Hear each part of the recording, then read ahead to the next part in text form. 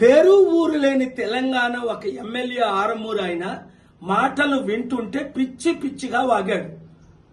హిందువులందరూ పిల్లలు కనండి, హిందువులకి కుటుంబ నియంత్రణ ఉండకూడదు అంటే అర్థమేంటి? ముస్లింలకి క్రిస్టియన్స్ కి కుటుంబ నియంత్రణ ఉండాలి.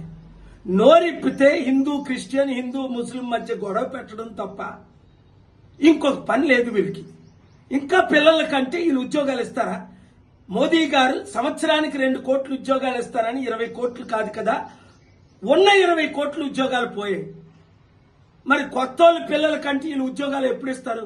తిండి ఎలా పెడతారు? ఉచిత విద్యా వైద్యం ఎక్కడిస్తారు? వీళ్ళు గొడవలు పెట్టడం తప్ప ఇంకో పని లేదా? మోదీ గారికి పిల్లల కలండి వీళ్ళు ఎప్పుడైనా చెప్పారా? అది ఆయన ఇష్టం. ఆయన పెళ్ళైనప్పటికీ భార్యను విడిచిపెట్టి ఒక యోగి అవుదాం అనుకుని RSS లో చేరారు. అది ఆయన ఇష్టం. అది మనం ఎలా ప్రశ్నిస్తాం? ఎవరు పిల్లలు కన్నారో ఎవరు పిల్లలు కనకూడదో ప్రజలకు తెలీదా? ప్రతి హిందూ గమనించండి, ప్రతి ముస్లిం క్రిస్టియన్ గమనించండి.